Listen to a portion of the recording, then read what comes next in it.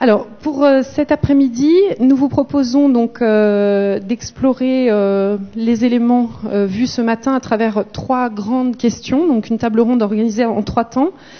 Première question, comment concevoir le projet et préparer sa planification en intégrant la biodiversité donc dans la démarche de projet.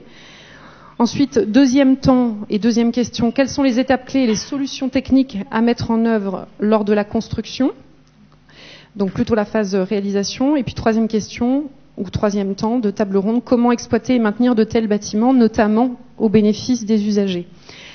Alors pour répondre à ces 3 grandes questions, j'accueille maintenant alors Marc Barra qui reste avec nous tout au long de la journée, grand témoin, chargé de mission économie biodiversité chez Nature Paris, pour ceux qui n'étaient pas là ce matin.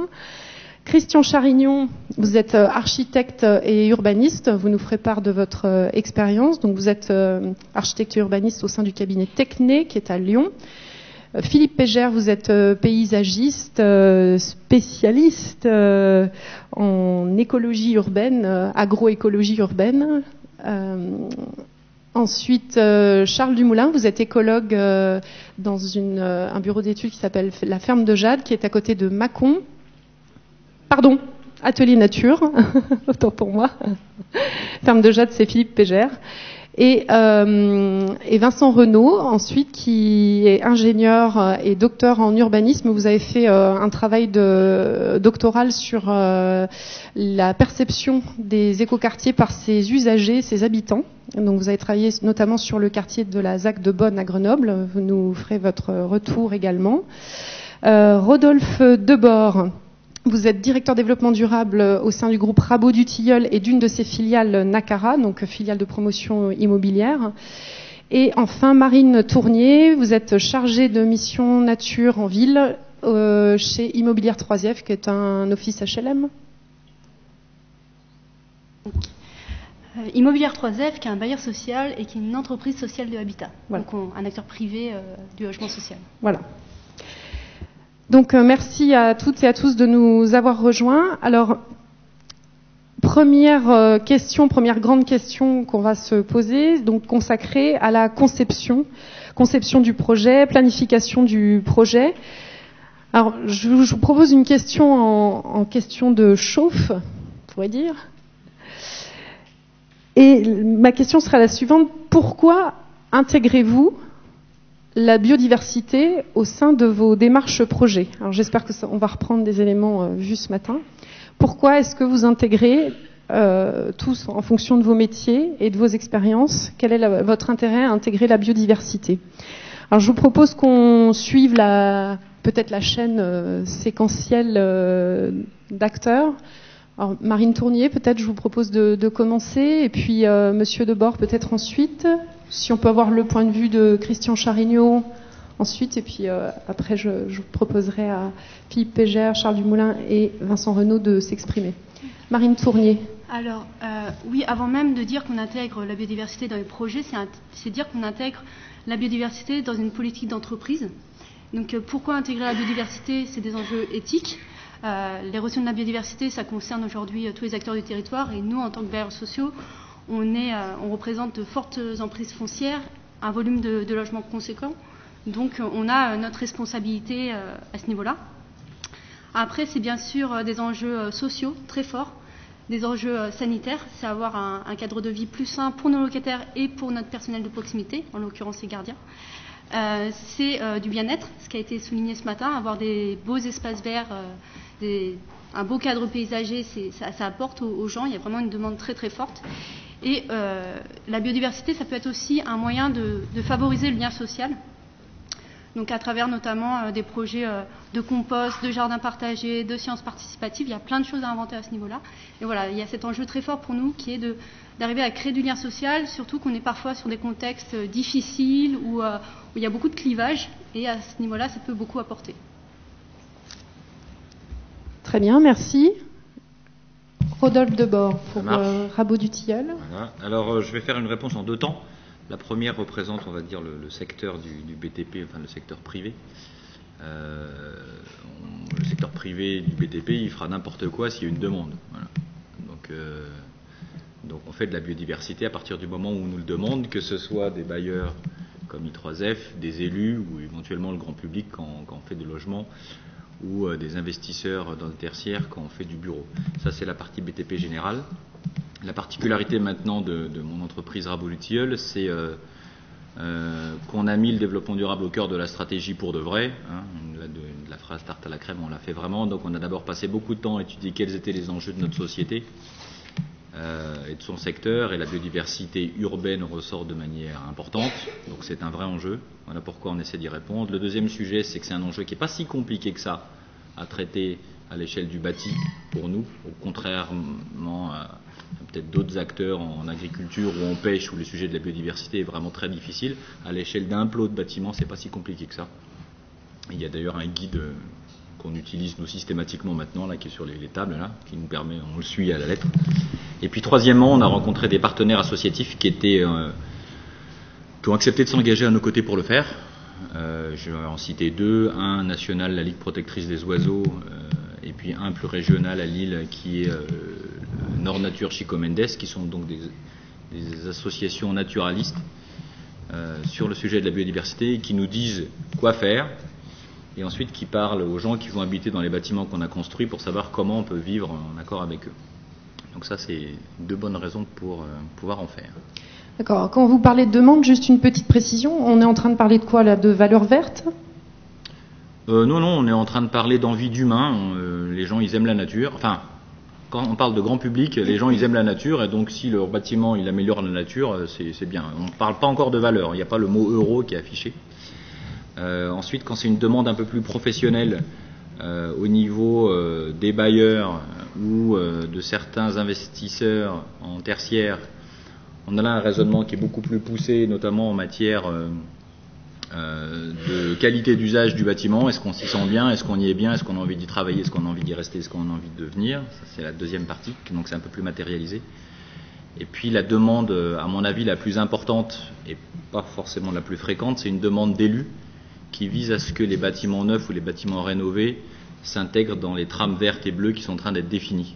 Donc là, il faut vraiment aller loin dans la maturité de pouvoir public pour pouvoir avoir un cahier des charges qui soit pointu là-dessus et pas simplement vous mettez un pot de fleurs, un nichoir et puis ça ira bien, quoi.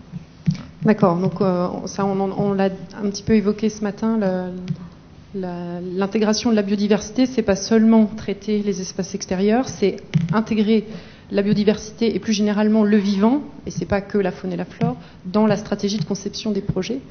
On va en reparler parce que je serais bien intéressée pour qu'on aille sur cette question de cette appétence présentée des Français pour plus de nature, et on va peut-être voir si c'est confirmé ou pas avec le témoignage de Vincent Renaud tout à l'heure. Mais je propose de tout de suite passer la parole. Alors Christian Charignon, peut-être une réaction sur. Alors il y a une réelle demande de la part des maîtres d'ouvrage de plus de nature. Ah oui, moi, je vais déjà essayer de répondre à la première question. Pourquoi on est nous intéressés à ces questions-là. Dans notre cabinet, on n'a jamais pu traiter de l'humain sans traiter de son environnement global. Donc, quand on essaye de voir la place de l'homme dans l'écosystème vivant de la planète, nécessairement, on a un autre rapport à l'espace vert qui est traité comme de la choucroute pour faire beau et pour vendre. On est dans un rapport qui consiste à voir comment effectivement l'être humain, dans toutes les situations de travail, d'habitation, de divertissement, etc., dans ces espaces récréatifs, peut avoir le souci de ne pas être seul au monde. C'est ça la vraie question. C'est pas seulement effectivement une question de bien-être et de détente, qui est par ailleurs tout à fait avérée dans tous nos projets. Mais c'est d'abord le rapport que cet homme omniscient, omnipotent et omniprésent veut bien autoriser comme place au reste du vivant. Voilà. Et ça se développe à toutes les échelles, de son balcon à la ville. D'accord. Et en tant qu'architecte, intéressant, pas intéressant d'intégrer la biodiversité, ça augmente les coûts des projets, ça vous apporte des bénéfices? Si vous avez entendu ma réponse, ça veut dire que c'est pas une question d'être intéressant, pas intéressant, c'est vital. Donc on n'est pas dans l'intéressant ou pas l'intéressant, on est dans le vital. C'est-à-dire que c'est consubstantiel à nos manières de concevoir. C'est-à-dire qu'à un moment donné, effectivement, un bâtiment, il se pose dans un site, il se pose dans un territoire d'abord, il se pose dans un site ensuite, et il faut qu'il soit vigilant pour essayer d'être respectueux au maximum. Et il y a de l'artificialisation, et je l'assume parfaitement. Il n'est pas question, j'ai entendu ce matin des questions sur la podologie en particulier, qui est absolument centrale et claire sur notamment les projets d'urbanisme que nous pouvons faire. Mais on assume la part d'artificialisation. L'homme crée des paysages. Il n'est pas question de dire que je ne suis pas un partisan de la deep ecology, comme on peut avoir des mouvements aux États-Unis où on sanctuarise et même l'homme devient un ennemi, un intrus par rapport à la nature. C'est pas ça la question. C'est de trouver effectivement le bon rapport. Et ça, c'est une attention parfois à rien du tout sur un site quand vous le visitez et que vous voyez une trace de transhumance ou de transit d'une faune qu'on ne voit pas, qui n'est pas là parce que ça se passe la nuit ou je sais pas quoi. Eh ben, on peut peut-être avoir à ce moment-là une culture de vigilance par rapport à ça et l'intégrer dans le projet comme on va intégrer d'autres paramètres. D'accord, donc j'entends que c'est vital. Je me pose la question à ce moment-là de savoir pourquoi il n'y a pas plus de projets qui intègrent la biodiversité. Mais ça, c'est après. D'accord. Alors ensuite, peut-être que la question paraît peut-être moins pertinente pour des métiers comme ceux de paysagistes en tout cas, elle paraît moins problématique, voilà. Puisqu'a priori, c'est votre métier d'intégrer la biodiversité. Alors Philippe Pégère, vous êtes alors il y a des illustrations, voilà, nos intervenants nous ont proposé des illustrations c'est un petit peu compliqué à gérer, donc elles vont être demandées au fur et à mesure. Oui. Alors, vous nous avez amené pas mal de photos. Comme vous le disiez très justement, le métier de paysagiste, la 2, ouais, bon, ça aussi, c'était sur la 2, ouais.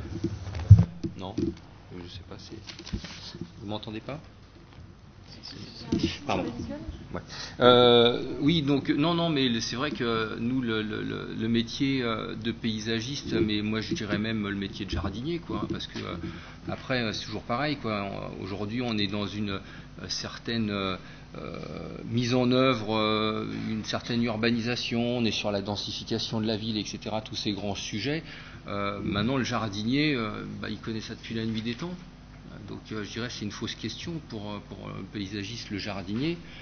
Mais maintenant, c'est pas si une fausse question que ça, parce qu'effectivement, comme vous le disiez, quand on réintroduit, moi je vous ramène à ces 2 diapos, faites votre choix. Voilà, c'est ce qui est proposé aujourd'hui. Comme le disait très justement Marc ce matin, la diapo du bas, c'est 95% du marché. Est-ce que c'est de la nature? Est-ce que c'est de la biodiversité? C'est ce qu'on nous vend aujourd'hui. Ça, c'est de la biodiversité. Maintenant, est-ce que, moi je vous pose la question, vous préférez celle du bas ou celle du haut? N'ayez pas peur de répondre. Hein. Maintenant, quand j'ai regardé la liste des gens qui intervenaient aujourd'hui, je me suis dit, bon, c'est super sympa parce qu'en fin de compte, j'ai besoin de convaincre personne. Hein, parce que vous êtes tous super compétents. Et il y a besoin de convaincre pas grand monde. Peut-être mes collègues qui me disent que si on leur dit de foutre du vert, ils foutent du vert. Bon, on essaiera de leur expliquer qu'on peut le mettre un petit peu différemment que comme la slide ou la photo du bas, parce qu'aujourd'hui c'est ce qu'on fait. C'est qu'on dit voilà, il faut tout repeindre en vert. Et moi j'adore la photo de Marc, celle de la Tour Eiffel peinte en verte. Qu'on nous rebalance systématiquement. Alors moi en plus qui suis hyper spécialisé dans la végétalisation de toiture, ouais, ça fait sourire. Heureusement, faut rigoler un petit peu, hein, parce que sinon ça serait un petit peu triste. Hein. Mais intégrer, je dirais, de la biodiversité dans les projets, effectivement, c'est une question qu'il faut se poser, se la poser correctement avec les bons acteurs. Si je peux me permettre, pour animer un petit peu le débat, parce qu'on est en train de digérer, on va tous s'endormir, moi j'ai regardé toutes vos brochures à l'entrée. Elles sont toutes magnifiques. J'en ai pas trouvé une seule avec des bâtiments avec du végétal dessus. Alors excusez-moi. Sauf la dernière que vous venez de faire, et là vous êtes rattrapé. Mais alors vous êtes rattrapé, vous avez que des photos étrangères. Alors c'est un peu dommage, quoi. Et c'est vrai qu'on fait peu de choses en France, on n'est pas très bon, on a du retard par rapport à nos copains étrangers, etc. Mais soit vous avez plein de documentation à l'extérieur, et là il n'y a pas du tout. Alors moi je vais vous parler de termes, parce que là, si on veut parler de nos voisins, de ce qui se fait, si je peux vous passer 2-3 messages. On parle d'infrastructure verte, c'est une notion qui est intégrée au niveau de la Commission européenne. Ce terme d'infrastructure verte est quelque chose de très bien intégré. Donc il faut effectivement voir ce que c'est, et effectivement les infrastructures vertes, la définition la plus simple et la plus courte, c'est les bénéfices des services écosystémiques rendus par le végétal en ville. Donc après on peut débattre plus longtemps, je ne vais pas monopoliser la parole, mais effectivement le terme de la biodiversité c'est un faux sujet pour un jardinier, c'en est un vrai. C'est un vrai enjeu pour la végétalisation et l'urbanisation de demain. Alors, en même temps, j'ai entendu lors de la préparation de cette journée que finalement les paysagistes, ils étaient presque plus à l'aise avec le minéral qu'avec le végétal. Alors, voilà. Bon, il y avait un bon point pour moi, il y en a un pour vous maintenant. Donc, mais complètement. Alors, on est très mauvais parce que je disais avec une camarade paysagiste ce midi encore, dans nos écoles. Si aujourd'hui à l'ENSP, qui est quand même une des écoles les plus reconnues au niveau mondial, l'École nationale supérieure du paysage à Versailles, qui sont nos architectes reconnus mondialement, puisque l'école se trouve au potager du roi, au château de Versailles, c'est quand même pas rien, et ben on est en train d'essayer de redonner des cours de reconnaissance botanique, parce qu'un jardinier ne sait plus ce que c'est qu'une petite fleur. Alors encore moins un papillon ou un ver de terre, ça nous embête. Mais c'est vrai qu'après, moi, souvent, comme je dis, c'est important aussi de reparler de biodiversité, parce que moi, je suis de la génération où on m'a appris à l'école, on m'a appris à polluer. Donc moi, j'avais pas des cours d'entomologie. Mes cours d'entomologie, j'en avais pas mal d'heures, mais c'était de la parasitologie. Donc, tout ce qui bougeait, on flinguait. Donc c'est vrai que c'est une approche qui est complètement différente. Et aujourd'hui, ça c'est Clément qui a apporté ça. Ça a été un des premiers à rapporter dans le jardin le fait de dire, alors je ne suis pas tout à fait d'accord avec vous, excusez-moi, mais le jardin, même si c'est un jardin à la française, on peut le faire correctement. C'est un jardin à l'anglaise, on peut le faire correctement. Il y a du jardin esthétique. C'est de le gérer différemment. Et effectivement, on peut aussi comprendre que le sol c'est quelque chose, que la petite faune, la microfaune, que le sol fonctionne différemment. Et là, ça devient effectivement important. Et encore une fois, cette photo ici, la végétalisation de toiture, c'est quelque chose qu'on a rendu hyper simple. Et les lobbies de la construction du bâtiment, de l'industriel des bâtiments, se sont accaparés ces sujets-là. Et là, on n'est plus en train de parler de petites plantes, on parle de business, point barre. Arrêtons de parler des papillons, des machins, ça nous emmerde ça. On parle business. Donc quand on parle business, on parle différemment. C'est la photo du bas. Donc mais quand on fait la photo du haut, il faut savoir simplement que ça coûte aussi cher, voire moins cher. Donc ça, on peut en discuter. Donc vous évoquez là un modèle industriel repeint en vert, pour aller vite. La Tour Eiffel. Ok, d'accord. Charles Dumoulin, vous êtes écologue. Alors vous, la biodiversité, j'ai envie de dire, c'est votre métier. Comment est-ce que vous avez commencé à intégrer cette question dans le bâtiment, et quelle est votre expérience aujourd'hui, l'expérience dont vous pouvez nous faire part? Comment est-ce que vous êtes perçu par les autres métiers du bâtiment? Donc oui, nous on intègre la biodiversité parce que c'est notre métier, on est ingénieur écologue. Pour nous, chez Atelier Nature, la biodiversité, c'est particulièrement important parce que ça nous a permis de créer une activité en essayant d'innover sur ce sujet. On travaille sur 2 volets exactement. On travaille pour le tourisme, le développement du tourisme lié à la nature, et sur le volet aménagement, on travaille avec des architectes paysagistes notamment. Alors c'est vrai qu'on travaille plus avec des paysagistes qu'avec des architectes purs jusqu'à aujourd'hui. Parce que c'est de sortir de l'étude d'impact pour travailler pour des clients qui ont envie de faire quelque chose de leur biodiversité, qui ont envie de valoriser leur patrimoine naturel, ça permet, je pense, de créer de l'économie, créer de l'emploi. Et on a ce devoir d'essayer d'innover dans la prise en compte de la biodiversité pour que ce soit plus vécu comme une contrainte, mais comme quelque chose qui s'allie naturellement avec notre activité. C'est ce que vous avez dit très justement. Je ne pense pas qu'il faille mettre l'homme d'un côté et la nature de l'autre avec le naturel c'est bien, l'artificiel c'est mal. Je pense que l'homme est une espèce comme les autres, elle vit dans la nature.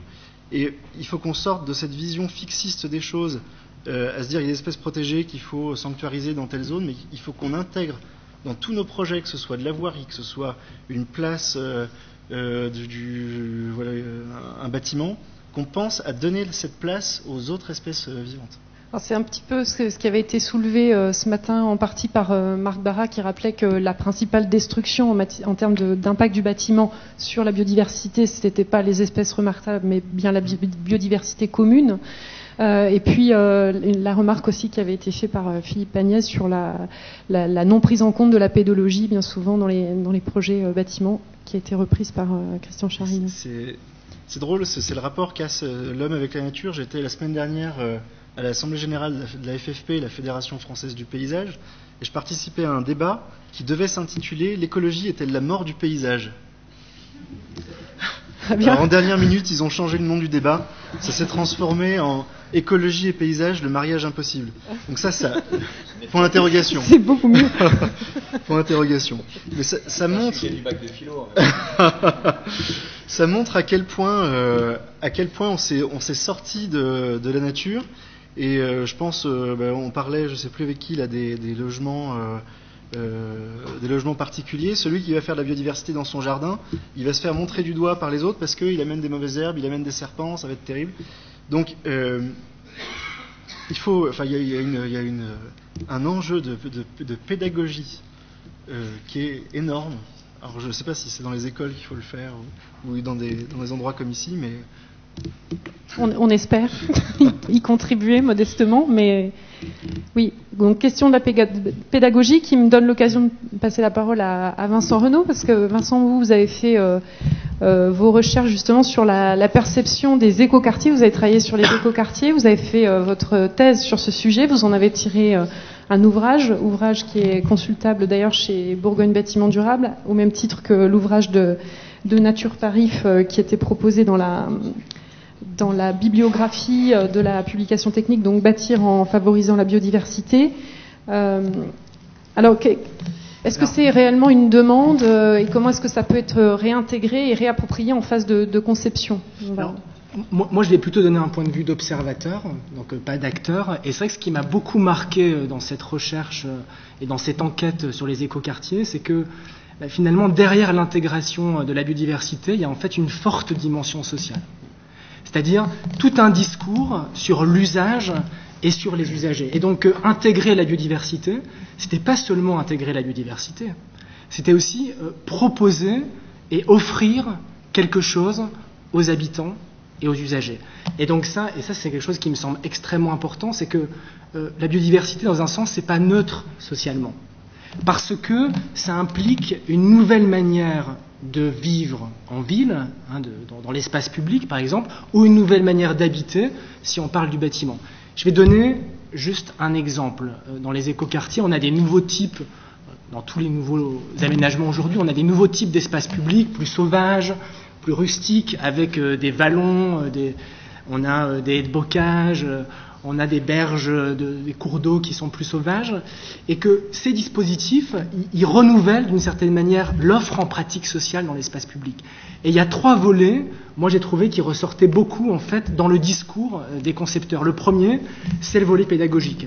C'est l'idée que par la biodiversité, on offre la possibilité aux habitants et usagers d'avoir une meilleure connaissance de la nature, de leur terroir, de la biodiversité locale, de mieux connaître le cycle des saisons, de la fructification, si on parle des arbres fruitiers, etc., etc. Donc il y a un premier volet pédagogique. Ensuite, il y a un deuxième volet qui est l'idée que la biodiversité serait, en tout cas c'est dans le discours des concepteurs, reposante, ressourçante.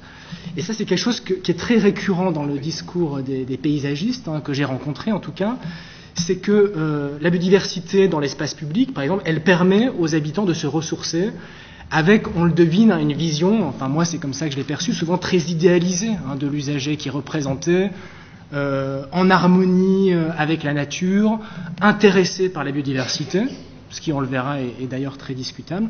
Donc on a un volet sur cette question du ressourcement, où la biodiversité, le monde animal, végétal, vient apaiser dans une vie urbaine qui est marquée par le travail et le stress urbain, comme vous le connaissez tous. Donc, et il y a un troisième volet aussi, c'est le volet ludique.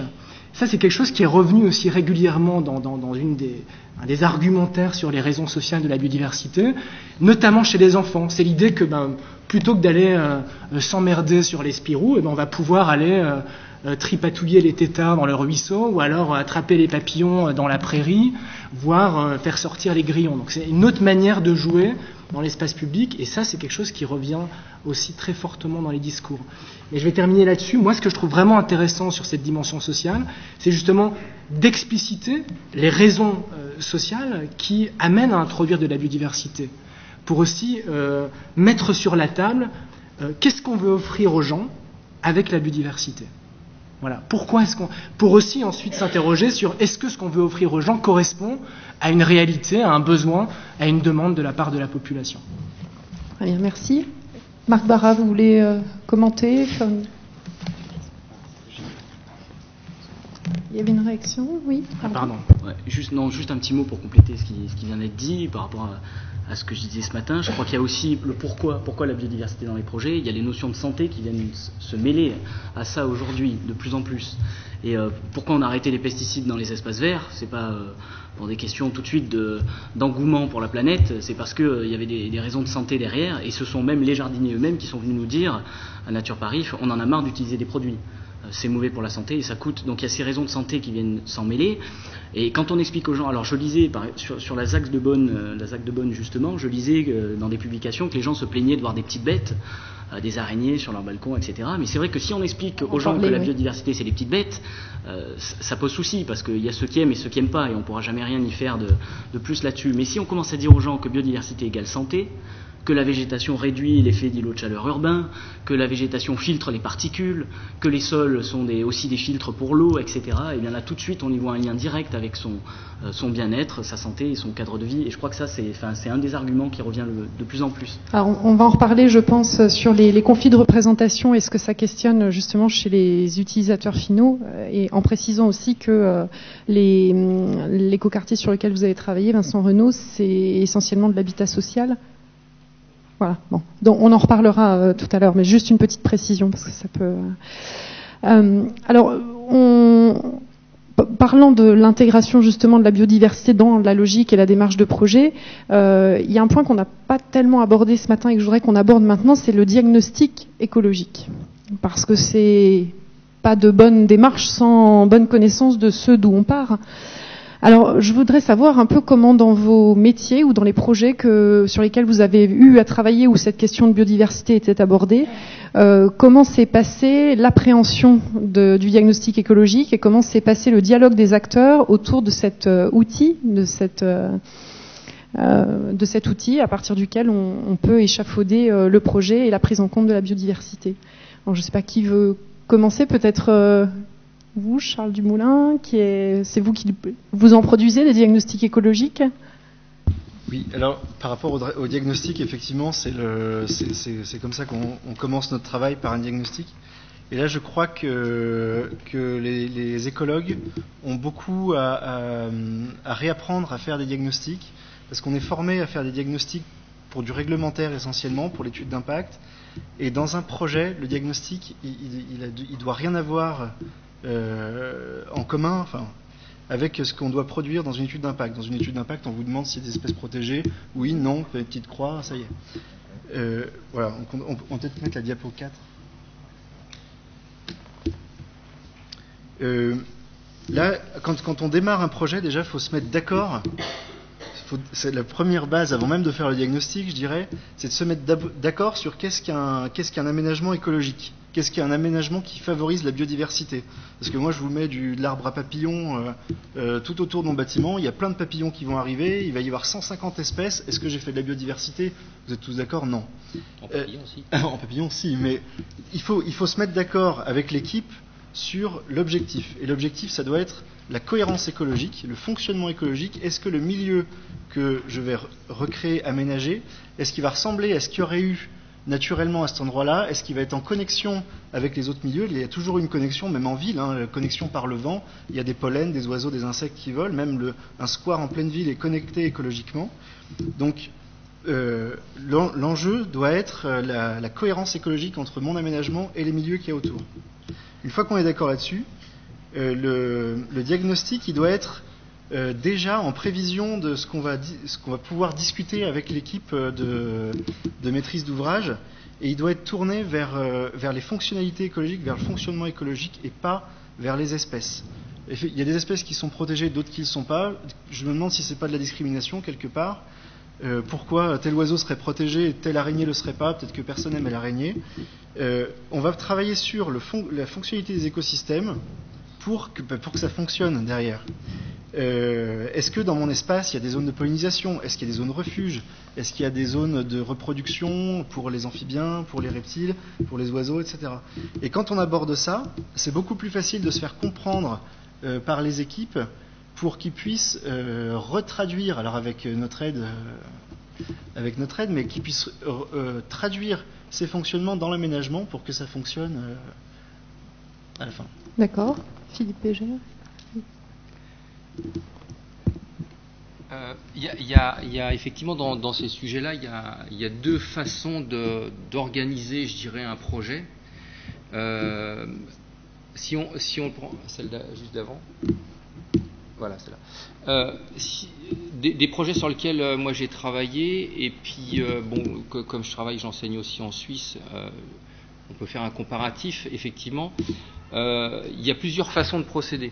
C'est-à-dire qu'on peut procéder à un bel aménagement qu'on avait fait il y a 2 ans et demi. Là, c'était l'Arche des Petites Bêtes dans la réserve naturelle zoologique du parc de Thoiry, du zoo de Thoiry, où là c'était un gros bâtiment. Alors là, on était dans ce qui peut se faire de mieux. Bon, c'était une grande première, le bâtiment 600 mètres carrés tout en béton de chanvre, bois, une étude sur tous les matériaux qui étaient utilisés, chêne local, acacia, tout ce qui était. Il y avait une zone d'observation, gestion des eaux pluviales en autonome, gestion des eaux usées.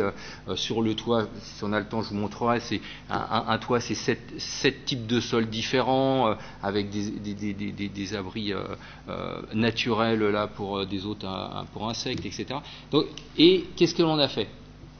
On a conçu ce projet-là, effectivement, et là, il y a une maîtrise d'ouvrage, qui était la propriétaire du zoo, Colomba de la Panouse, qui a cette idée originale de dire je fais une arche pour présenter la petite faune, qui n'est pas de chez nous. Donc celle-là, elle est dans l'arche. Si on a le temps, on en parlera. Et à l'extérieur de l'arche, donc on va avoir la démarche inverse, c'est on va essayer de recréer au maximum un milieu qui va favoriser le plus possible la biodiversité. Mais déjà, quand on a dit ça, ça commence à poser un problème. Quel type de biodiversité voulons-nous? Je disais très justement avec un buddleia. Est-ce que le buddleia qui est là, on a plein de papillons, mais un buddleia, c'est un buddleia. Mettre 150 buddleia, c'est pas forcément intéressant. 150 papillons, ça l'est un peu mieux. Et là, à ce moment-là, quand on va avoir ce type de démarche, c'est de dire on avait sur ce site-là une zone qui était entre guillemets naturelle, une prairie riche, donc pas très intéressante au niveau de la biodiversité, mais c'était une prairie. Elle était là, elle était en place, elle n'a jamais été touchée. Le château, il a plus de 400 ans, cette prairie a toujours été là. Bon, voilà. Il y a un certain type de biodiversité. On construit. On va supprimer une zone naturelle au sol en construisant. Donc on va essayer de recréer ça. Qu'est-ce qu'on recrée? Exactement la même chose ou est-ce qu'on recrée autre chose? On va pas discuter là-dessus, là on est sur de la discussion philosophique. Donc là on s'est dit, on va essayer de mettre plein de sujets différents sur place. Et à ce moment-là, on a une autre approche qui est possible. L'autre approche qui est possible, c'est se dire, donc là en l'occurrence sur ce toit-là, on a mis un programme de mesure pour mesurer quel est l'impact sur ce site-là. Comment on va pouvoir compenser et amener des critères de compensation écologique in situ. Et là, donc, on a des zones de piégeage, on a fait des prélèvements au niveau de la faune, de la flore, etc. Donc ça, c'est en cours. Études au niveau de l'eau, etc. Et on a l'autre possibilité, effectivement, c'est de tout mesurer en amont. Et là, moi, j'ai travaillé pour rédiger un cahier des charges pour végétaliser avec compensation écologique in situ, pareil, sur des trucs, mais qui n'existent pas. Donc on construit dans une friche industrielle ou on construit dans un endroit un petit peu moins urbanisé. Et à ce moment-là, il y a un état des lieux qui est fait par des écologues et qui vont dire, bon voilà, il y a ça qu'il faut préserver, il y a ça qui est pas mal, etc. Quels sont les habitats de ce type de faune qui est en place? Quel est le type de flore qu'il va falloir éventuellement préserver? Et à ce moment-là, en collaboration et en réflexion en amont, on va concevoir le bâtiment avec ses infrastructures, ces structures que l'on va monter sur le bâtiment, c'est-à-dire monter des corridors sol-toit, de monter des murs en pierre sèche, de monter des zones. Là, vous avez sur le toit, c'est de l'eau qu'on met sur les toits. Alors déjà, c'est compliqué de mettre des plantes, mais alors quand vous mettez de l'eau sur les toits, vous imaginez, c'est un peu problématique. Donc, c'est d'amener un petit peu tout ça, c'est amener des gros tas de bois, on en voit là, des tas de bois en décomposition, ramener des gros tas de sable, des tas de cailloux, etc. Donc tout ça, ça va avoir des fonctions, et on va faire en sorte que ça marche un petit peu. Donc soit on est en amont, soit on est à la réalisation et on va étudier ce qui se passe derrière. Vous, en l'occurrence, sur ce projet, vous êtes intervenu en amont et à la réalisation, si je comprends bien. Enfin, je comprends qu'il y avait une ouverture aussi. Alors, c'est un peu l'idéal quand même, ce que vous nous présentez là. C'est vrai que c'est le projet un peu idéal dans le sens où la maîtrise d'ouvrage, par contre, la grande intelligence de la maîtrise d'ouvrage, même si elle n'y connaissait pas grand-chose dans ce domaine-là, elle était convaincue qu'il y avait plein de choses qui pouvaient se faire. Et elle a été chercher les personnes, dire voilà, l'architecte, qui n'était pas du tout dans le domaine de la construction, l'architecte. Moi, étant dans les réseaux depuis plus de 15 ans, je lui ai indiqué quelles étaient les personnes à aller voir, etc., comment on pouvait concevoir, mais on l'a fait en bonne intelligence. Donc, ça, c'est un élément de réponse forte dans tous les projets. C'est de monter une équipe pluridisciplinaire en amont, de gens qui vont poser leur fierté et leur orgueil avant de rentrer dans le premier bureau, et on se dit, on va travailler ensemble. Ça, c'est vrai qu'en France, on a un peu de mal là-dessus. Et sinon, après, on a l'autre possibilité, c'est de travailler, de monter quelque chose, et puis d'aller regarder ce qui se passe. Ça aussi, c'est vachement intéressant. Plus j'avance dans le domaine et la connaissance du domaine du bâtiment, plus je me dis qu'il y a des sujets pour les psychologues. Les psychiatres. Peut-être. Il nous reste 3 minutes pour recueillir l'avis de... Alors, Christian Charignon, vous avez un écologue chez Tecné, vous l'intégrez en fonction de la demande de la maîtrise d'ouvrage. Comment ça se passe chez vous? Puis après, je passerai la parole à Rodolphe Debord et Marine Tournier. On est allé un tout petit peu vite, effectivement, déjà dans la table ronde en parlant de conception. Je crois qu'il ne faut pas oublier les tâches programmation, puisqu'on a des maîtres d'ouvrage à la table. Et je pense que ça se joue là, la première de toutes les questions. Nous, on saura se rendre compétents en temps et en heure. Quand il s'agit d'urbanisme, évidemment. Quand il s'agit de bâtiments, c'est un peu moins vrai. Chez nous, à l'intérieur de notre agence, il y a un paysagiste qui n'est pas diplômé de Versailles, je précise, donc qui a une compétence horticole réelle et avérée, et qui en plus, effectivement, a un diplôme de la forêt. Je ne sais plus comment il s'appelle. Bon, bref, ça c'est les querelles de chapelle, ça n'a pas beaucoup d'importance. Mais ça dit quand même, effectivement, le regard sur le paysage. Voilà, donc on sait parfaitement intégrer ces questions-là, mais n'oublions pas qu'en amont de la conception, il y a quelqu'un qui veut ou qui ne veut pas, et qui va allouer ou qui ne va pas allouer l'argent qu'il faudra pour faire ça ou autre chose. Je crois que tout part de là quand même. Donc, je caricature à l'excès.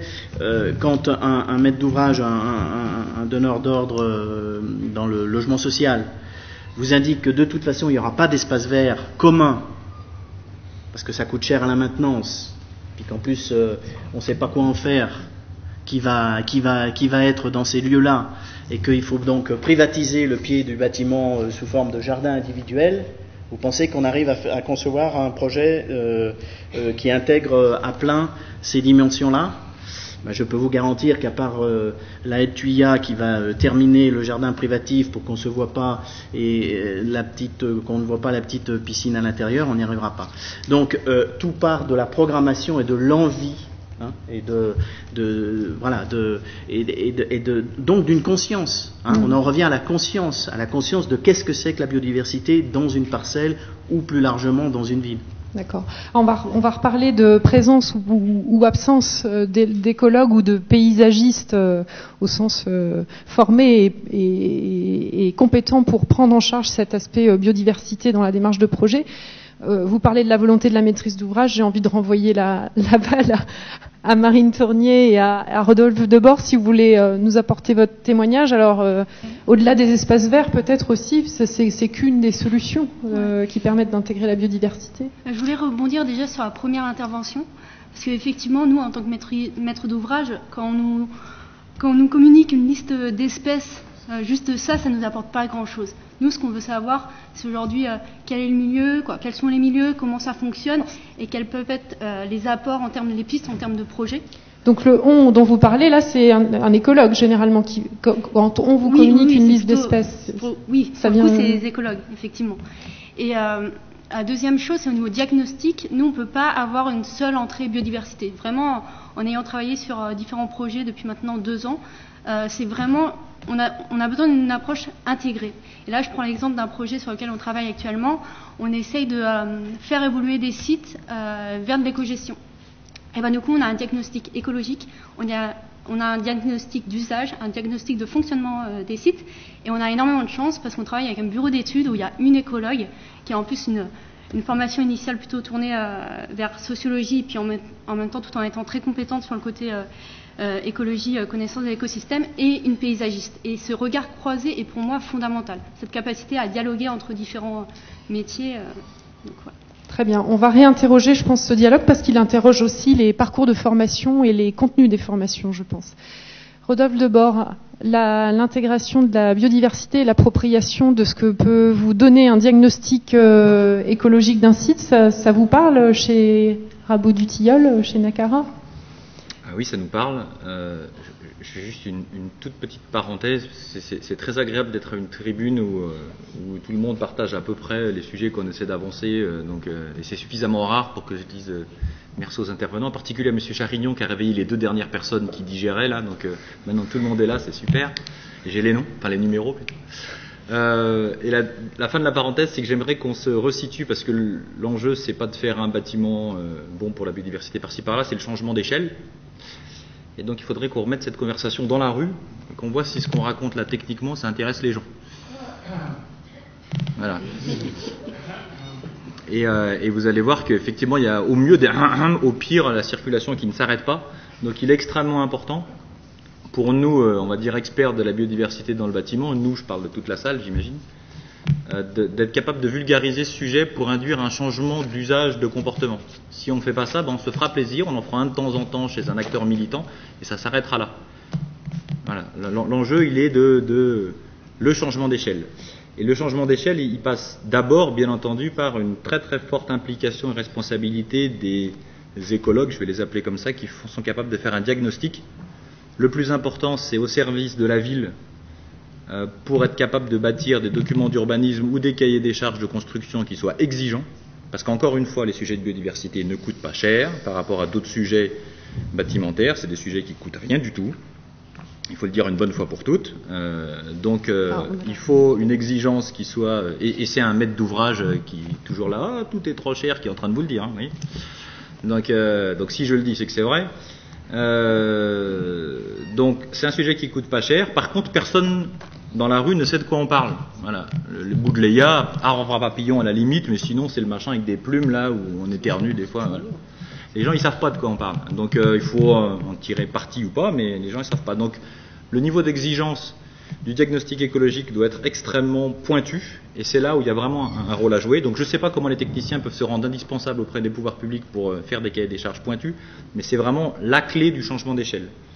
Ensuite, la deuxième clé, une fois qu'on répond à une consultation sur un projet de bâtiment où il y a effectivement un niveau de biodiversité qui est demandé, là il faut être capable d'avoir un bon écologue sur le projet qui discute avec les autres intervenants, l'architecte, le paysagiste, qui est des fois absolument convaincu comme les techniques, qui des fois ne l'est pas, qui des fois a été choisi par les pouvoirs publics sur concours et qui donc n'obéit pas à son maître d'ouvrage qui le paye pourtant. Et des fois, c'est houleux. Nous, on a fait notre première séance, donc sur notre premier bâtiment à Lille. Il n'y a pas beaucoup d'intérêt à montrer la photo, mais sur le premier bâtiment à Lille où on a fait intervenir la Ligue protectrice des oiseaux, On peut le mettre, c'est la diapo. Alors attendez que je dise pas d'annerie. C'est la diapo 4, voilà. Mais on va pas voir grand chose, donc c'est pas. Enfin, bref, peu importe. La première réunion technique entre les écologues de la Ligue protectrice des oiseaux et notre architecte, enfin plutôt le paysagiste, parce que l'architecte il était plutôt ok, le paysagiste a claqué la porte. Il a dit, mais vous voulez plus d'espèces étrangères, vous voulez que des espèces lilloises, vous êtes un gros raciste, et POM, il est parti. Non mais c'est ça la réalité. Voilà, ça c'est un fait, ça. D'accord. Ça c'est un fait. D'accord. Donc on discute bien de dynamique d'acteurs et de comment est-ce qu'on peut s'entendre autour d'une table en n'ayant pas les mêmes champs de compétences aussi. Alors, parce que moi quand j'entends bon écologue, je me demande qu'est-ce que c'est un bon écologue. Ça veut dire qu'il y en a de mauvais. Alors, non. Enfin, comme. Je vous prends en mots. Hein. Je pense que tous les écologues, de par leur formation, ont à cœur ou les compétences d'être capables d'accroître un fonctionnement de biodiversité, accroître une dynamique de biotope. Par contre, ensuite, il faut être capable de parler la langue des autres gens qui vont pouvoir le construire. D'accord. Voilà. C'était un petit peu là-dessus que je voulais vous emmener. Non. Ça tombe bien. Mais des fois, il n'y a pas cet écologue. Est-ce qu'il y a un langage commun? C'est ça la question. D'accord. C'est la responsabilité de l'écologue de le développer parce qu'il n'y a pas de demande en face de savoir de quoi on parle. Voilà. Donc c'est à l'écologue de faire l'effort. C'est peut-être un petit peu aux deux d'essayer d'aller au milieu. Non. On n'attire pas les mouches avec du vinaigre. D'accord. Non, c'est pas vrai. On n'en est plus là, quoi. On ne peut pas attendre que les 60 millions de Français qui ont donné 2% à une Norvégienne à la présidence de la République se mettent à aimer la biodiversité pour transformer. On peut pas. On n'a pas le temps. Bien, donc il faut convaincre. D'accord. On va terminer sur ce message aux écologues. Marc Barra voulait peut-être réagir, non? Vous avez une sacrée responsabilité. Sur un truc très pratico-pratique, c'est qu'on met à disposition Nature Paris un cahier des charges pour réaliser un diagnostic écologique. Qu'on en avait un peu marre que les diagnostics écologiques finalement soient réduits aux questions uniquement de faune-flore. C'est parce qu'on associe souvent un diagnostic écologique uniquement à quelle présence d'espèces, quels habitats, en gros pour les espèces, et finalement on néglige derrière la question dont on a parlé ce matin des sols, la question de l'hydrologie, parce que c'est ça aussi la biodiversité, c'est tous ces processus qui sont liés au vivant, la question des trames et la question de l'insertion des humains dans leur projet également. Donc, et puis pour rebondir sur ce que dit Rodolphe, mais on a beau faire le diagnostic le plus complet et le plus précis possible, si les gens n'en veulent pas, ils n'en veulent pas. Voilà, tout simplement. C'est qu'aujourd'hui on en est encore à des questions d'oiseaux. Et pour l'anecdote, j'avais une photo ce matin d'une architecte qui est venue me voir et qui me dit « Ça y est, j'ai fait ce que tu m'as demandé, j'ai intégré les nichoirs à mes façades, c'est génial, ça y est, on y arrive et tout. » Puis je montre ça à mes collègues qui sont spécialisés sur les oiseaux, ils me disent « Oula, en fait c'est fait pour aucun oiseau, c'était des boîtes aux lettres quoi. » Voilà, donc c'est un peu l'anecdote pour dire l'importance d'avoir un écologue en amont, c'est de pouvoir dire quels oiseaux passent à tel type d'endroit, etc. De pouvoir intégrer les préconisations dans la réalisation. Mais justement, on va passer à la phase de réalisation.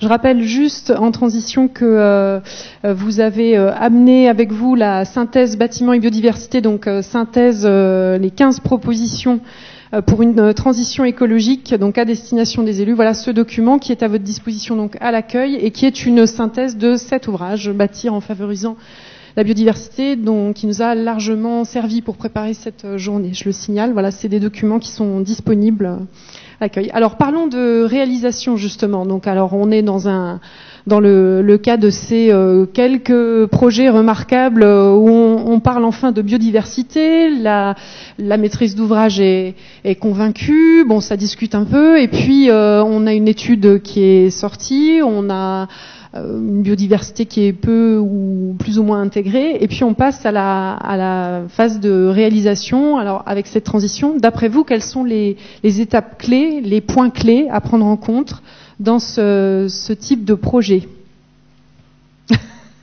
Rodolphe Debord. À ce stade, je vais essayer d'être discipliné et pas m'emporter comme d'habitude. Il y a 2 points clés. La première chose, c'est de montrer des choses aussi simples que ça aux architectes. Voilà. Alors, donc ça, c'est... Pas aux architectes ou aux gens du bâtiment. Donc ça, c'est un document que vous avez dans la pochette participant. Vous l'avez tous devant vous. Voilà, c'est une des fiches donc du guide CAUE Isère LPO. Voilà. Donc on va partir du principe qu'on fait confiance à ces acteurs. Et puis là, il y a des dessins, il y a des schémas, et puis il n'y a plus qu'à suivre ça. Il n'y a plus qu'à l'appliquer au niveau du bâtiment. Sincèrement, c'est un fait. Hein. À chaque fois que j'ai présenté ça à mes collègues, à mes collaborateurs, à des gens, à des maîtrises d'ouvrage, donc des gens qui sont comme ceux qui sont dans la rue, là, ils m'ont fait « Ah bon, c'est aussi simple que ça ? Ok. Ça coûte combien ? Bon, ça ne doit pas coûter cher, ça. Un truc sur le toit, 3 plantes, en plus, il ne faut même pas les couper. Ok, c'est bon, on y va. » Voilà. Donc vraiment la première chose, c'est encore une fois, c'est vulgariser, puisque c'est simple, les gens ils vont partir. Voilà. Et la deuxième chose, parce que le naturel revient vite au galop, c'est de contrôler que c'est effectivement fait, parce que c'est facile de dire au départ qu'on va le faire, et puis il se passe un an, les coups changent, il pleut pas, les ventes se passent bien, se passent pas bien, puis on commence à détricoter, et les premiers trucs qu'on détricote, c'est les trucs qu'on connaît pas. Voilà. C'est comme dans les entreprises, le premier qu'on vire, c'est le dernier qui est arrivé. Et ben là, c'est pareil. Comme le dernier qui est arrivé, c'est la biodiversité, c'est en général, alors que ça coûte rien, la première chose qu'on essaie de gratouiller. Donc là, il faut avoir un contrat où il faut avoir une logique de rapport de force, ce qui la LPO nous fait, parce que quand vous travaillez avec la LPO, ils nous attachent au poteau là. Et ben on peut pas les enlever. Et donc, ils contrôlent régulièrement que ce qu'ils nous ont dit et ce qu'on a accepté, on le met effectivement en œuvre. Voilà, c'est aussi simple que ça. D'accord. Et ça marche. Ok, alors, quelles autres étapes ou points clés? Est-ce que vous avez envie de réagir? Je laisse la parole, voilà, un peu popcorn, voilà. Un des points clés, c'est après la phase diagnostic, de rentrer dans une phase de co-conception entre professions transversales, enfin entre écologues et puis ceux qui vont diriger les travaux, concevoir, dessiner l'espace. Et encore, pour en revenir à cette fameuse AG de la FFP, à un moment dans le débat, quelqu'un dit il faut que vous fassiez des concessions, chacun de votre côté, faites des concessions. Et j'ai dit je ne suis pas d'accord du tout, on ne va pas faire des concessions, on va innover ensemble. On va innover ensemble pour co-concevoir l'espace. Donc c'est vraiment la transversalité dans la conception et dans l'aménagement qui va faire qu'on va arriver à quelque chose. Là où ça peut devenir difficile, c'est que quand on va arriver à de bonnes pratiques à mettre en œuvre, on peut se heurter au manque de structuration des filières. Par exemple, pour trouver des plantes sauvages, c'est pas simple. Dès qu'on arrive à la phase pépinière, en général, ça coince. Donc la filière d'outils opérationnels écologiques est encore balbutiante et j'observe qu'on se heurte à ça. Mais je suis tout à fait d'accord avec vous pour dire que la biodiversité c'est quelque chose de très simple et que quelques aménagements, quelques un peu de bon sens peut donner de très bons résultats. Un autre exemple que je viens de percevoir à l'instant, c'est que sur la zone d'activité de Rovaltin, qui est la gare TGV de Valence, j'ai mené une étude écologique qui a été commandée par le syndicat mixte d'aménagement pour intégrer la biodiversité à l'aménagement de la ZAC. Et apparemment, cette étude, on vous en a parlé. Vous l'avez vue ? Vous l'avez vue. Et du coup, vous avez pu l'intégrer. Ok. Vous avez travaillé sur le projet, Christian Charignan, c'est ça ? Alors, voilà, c'est intéressant. Et vous étiez pas rencontrés dans le cadre de ce projet. Vous le connaissiez avant aujourd'hui ? Non, d'accord. On s'est pas rencontrés parce que ça a été demandé indépendamment du reste. Donc vous avez produit votre diagnostic et ensuite ce diagnostic il est revenu à un moment dans le projet. Ouais, c'est plus compliqué que ça. Expliquez-nous alors, s'il vous plaît. Voilà, donc effectivement, dans les prescriptions paysagères ensuite qui peuvent être intégrées dans les cahiers, cette étude effectivement a été portée à notre connaissance, mais il n'y a pas eu un travail amont qui serait parti d'un diagnostic et qui serait arrivé au projet urbain, ce que nous pratiquons dans d'autres circonstances. Ma question c'est, ça a servi à quoi et est-ce que ça a servi ? Ça sert à définir effectivement, on va dire, au moins à cadrer... et en ce moment je suis en plein dedans parce que démarrent les premiers îlots du côté Vercors de la gare, où on a affaire aux très gros messieurs du tertiaire, on ne va pas les citer, et qui travaillent sans aucune espèce de conscience de ça. Donc ce qu'on a pu effectivement sauvegarder et mettre dans les prescriptions permet au moins de cadrer ce travail-là. Voilà, donc ça a cette utilité-là. Mais comme nous on travaillait au travers d'une AEU qui avait été faite précédemment, un certain nombre de choses étaient déjà en place, pas forcément dans le détail qu'a amené l'étude plus tard, mais en tout cas sur la trame verte, la trame bleue, etc. En précisant qu'en outre on est sur des terrains qui étaient pour beaucoup, pas tous, mais pour certains, des vergers intensifs. D'accord, donc là on a quand même... Biodiversité sous un verger intensif de la vallée de la Drôme, il faut y regarder de très près. Il y a 5 Ok. espèces. D'accord. Mais là, c'est typiquement un projet où on peut arriver à de la biodiversité positive avec une co-conception. Mais là, j'ai toujours regretté sur ce projet-là d'avoir une étude déconnectée. D'accord, voilà. J'ai rencontré le bureau d'études ILEX parce qu'ils ont bien voulu faire un atelier de co-conception. C'est eux qui sont venus vers nous, mais en dehors de ça, on les a jamais rencontrés, on n'a jamais compris quels étaient leurs besoins. Et moi, je découvre, j'apprends à refaire mes diagnostics en fonction de vos besoins et puis de ce qu'on peut discuter dans la phase réalisation. Des freins de la séquentialité et de comment les documents peuvent. Ouais. Voilà. Il y avait une réaction de Philippe Pégère, je crois, et puis Rodolphe Debord, je vous redonne la parole sur ce. Ben, c'était pour réagir sur la simplicité. Effectivement, on s'aperçoit qu'il y a beaucoup de choses qui peuvent se passer très, très simplement. Dans le discours, il y a encore très très peu de temps, quand on parlait de toiture végétalisée il y a 5 ans, les gens vous regardaient encore avec des yeux comme ça. Aujourd'hui, il n'y a plus personne qui peut dire qu'il n'a pas entendu parler de toiture végétalisée. En bien ou en mal, mais au moins on a entendu. Donc les choses avancent. On va dire ça comme ça, on va être très positif, les choses avancent. Après, moi je pense que quand vous dites, voilà, on prend ces documents-là et puis on les donne, et puis les gens ils vont regarder, est-ce que c'est aussi simple que ça? Mais pour que ça fonctionne bien, on va s'apercevoir que c'est pas si simple que ça. Et puis après, il faut que les documents. Alors excusez-moi, je vais être encore critique, mais moi pour rédiger des cahiers des charges, vous voyez tout ce qui est marqué. Alors il y a plein d'écologues là en plus. Quand on marque 2 à 3 cm de substrat, qu'est-ce qui pousse dans 2 à 3 cm de substrat? Qu'est-ce que... Ben ouais, voilà, ça va jusqu'à 6 à 8. Après, quand on parle, alors on pourrait remettre les slides de la 8 si vous voulez, quand on va parler de gestion des eaux pluviales, avec 3 cm de substrat, quand on va parler de séquestration de particules fines, quand on a du sédum album, allez, du floriférum et de l'acre, là on est sur le luxe, on en a 3, et il n'y en a pas plus qui poussent. Qu'est-ce que l'on va parler? Alors là, moi je m'adresse à mes collègues en tomo, là, qu'est-ce qui se balade dans 3 cm de pouzzolane? Que dalle. Vous allez me dire, c'est super minéral. J'entends que dalle, hein. Je traduis parce que.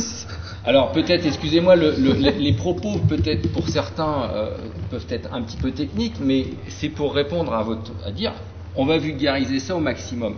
Et là, moi, il y a quelque chose qui à chaque fois me fait bondir, c'est que on a amené l'écologie et la biodiversité sur le domaine de la simplicité.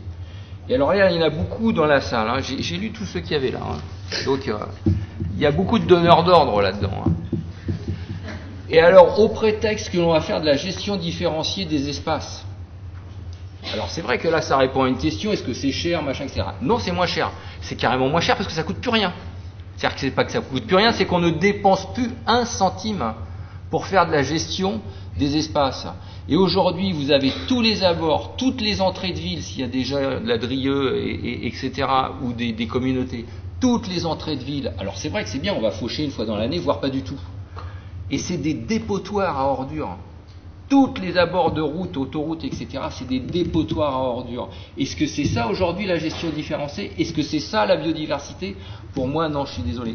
Et donc, par ce phénomène de simplicité, de vulgarisation, de dire il faut que tout le monde aille là-dedans parce qu'on vous a demandé de faire du vert, on va tout simplifier, on arrive aussi à ce type de dérive. Et ça, c'est complètement déplorable. Et si on en revient sur la problématique de bâtiments, bon, ça c'était une autre, c'était la 8, c'était celle juste d'avant. Si on prend tous les services écosystémiques, ce qu'on appelle les infrastructures vertes, ça reste de la simplicité pour les gens qui savent. Moi, comme je dis toujours, tout ça c'est super simple. Se soigner, c'est simple, il faut savoir le faire. Construire une bagnole, c'est simple, il faut savoir le faire. Faire de l'écologie, c'est simple, il faut savoir le faire, tout simplement. Donc si vous êtes sur ce principe-là, des nœuds d'infiltration qui fonctionnent bien, ça reste relativement simple à faire. Quand on va faire de la gestion des eaux pluviales, les jardins de pluie, alors c'est vrai qu'on n'a pas trop entendu parler encore en France, les jardins de pluie, gérer les pluviales au pied du bâtiment. En Suisse, en Allemagne, qu'est-ce qu'on fait? On infiltre sous le bâtiment. Alors là, on est sur de la pointe au niveau technologie. Et quand on a l'autre slide après, où on va arriver sur justement apporter des bénéfices de production. Ça, c'est le concept qu'on avait mis, nous, en place du bâtiment vivant, où on va essayer aussi d'être bon sur la construction, sur tout le fonctionnement, mais aussi sur sa production, si le bâtiment peut être producteur en énergie. Quand on le sait depuis longtemps maintenant, les Suisses viennent de construire, la construction se finit en ce moment, du palais Beaulieu, le palais des congrès de Lausanne. 1,5 hectare de toiture végétalisée avec, je crois que tu avais une photo tout à l'heure, Marc, avec la végétalisation qui va bien en dessous. C'est un peu compliqué à faire parce qu'on va travailler avec des mouvements de sol, il faut une coordination particulière entre les descentes de charge du bâtiment, savoir où est-ce qu'on végétalise, comment on va brancher ça, on est dans des milieux électriques. Mais simplement quand on sait qu'on va produire en électricité entre 5 et 10% de plus, parce qu'on a ce phénomène d'évapotranspiration de la plante et de temporisation au niveau des températures et de l'îlot thermique de la toiture, qu'est-ce qu'on attend pour le faire si on sait qu'on produit en plus d'électricité? C'est bon pour la biodiversité, c'est bon pour le paysage. On gagne, on a dit qu'on vendait vachement plus cher les machins, etc. Bon, c'est vrai que... et on va gagner en plus en électricité. Qu'est-ce qu'on attend pour le faire? Alors c'est vrai que dit comme ça, on se dit, bon bah allons-y. Donc moi, ce que j'essaierai de dire, c'est à un moment donné, ok, on a réfléchi à plein de trucs, etc. Seulement il y a des gens qui s'y mettent et qui font. Ça c'est intéressant de savoir, c'est comment ils s'y mettent à faire ça. Ok, alors 3 réactions. Marc Barra, Christian Charignon, Vincent Renaud. Rapidement, parce que je peux qu'adhérer à ce que dit Philippe, dans le sens, ce contre quoi on se bat quand on travaille dans la biodiversité, c'est la standardisation et l'uniformisation, comme on a pu le faire sur les questions d'énergie. On ne peut pas, sur la biodiversité, depuis tout à l'heure, ce qu'on répète, c'est du cas par cas. Et si on peut donner ça en termes économiques, on n'est pas là pour vendre un produit, on est là pour vendre un service, au cas par cas. Alors, du coup, ça nous pose la question des règles. Est-ce qu'il faut des règles pour la biodiversité? On en a parlé ce matin. Peut-être pas, non. Mais il faut des principes généraux qui s'appliquent à chaque projet. Et ces projets vont être appliqués derrière au cas par cas. Et c'est le but d'ailleurs d'un diagnostic écologique. Si on fait faire des diagnostics écologiques, c'est bien que chaque projet a son identité propre et qu'on ne doit pas répliquer. Sinon, on se retrouve comme ce matin avec, dans chaque projet, sa ruche, son jardin de pluie, son mur végétalisé, et puis on fait de l'uniforme partout finalement. Donc des grandes recettes éprouvées par un contexte et voilà le contexte de l'opération. Christian Charignon, une réaction? Oui, la co-conception, c'est le maître mot. Nous, on a l'habitude à l'agence de ne pas dessiner aucune espèce d'intention avant que le premier atelier de co-conception ait eu lieu, où l'ingénierie, de quelque bord qu'elle soit, acoustique, écologue, peu importe, ait donné son point de vue sur le site et sur le programme. Et l'économiste est là aussi. Voilà, donc de sorte que, vraiment, dans un premier temps, chacun part avec sa spécialisation. Et ce discours sur la simplicité, moi je veux bien, mais en tout cas tous les projets que j'ai pu faire qui prennent vraiment assez loin en compte ces questions-là, je ne peux pas y adhérer. C'est compliqué. On l'a dit d'ailleurs tout à l'heure, le vivant, de toute façon, il est compliqué. Hein. Le vivant, c'est compliqué, parce que sinon, c'est simplificateur, c'est pas de la simplicité. Donc, il y a des savoirs et des savoir-faire à mobiliser, c'est long à dépatouiller, parce qu'en plus de ça, ils vous en mettent plein la tête, les écologues, parce qu'ils oublient de hiérarchiser, comme d'habitude, comme tout spécialiste. Donc, pour lui, il n'y a pas plus important que la chauve-souris qui est je sais pas où dans le comble, et il voit plus que le problème, par exemple, de la personne, ou de l'énergie, ou je ne sais quoi d'autre. Donc il faut un peu de temps pour que tout ça se filtre, pour arriver à l'essentiel et à dégager effectivement un délai, un discours qui puisse le prendre en compte. Alors ça veut dire qu'on met en condition les gens pour faire ça. On donne donc 2 choses. Et là, de nouveau, la responsabilité maître d'ouvrage. Enfin, il faut juste toujours y revenir.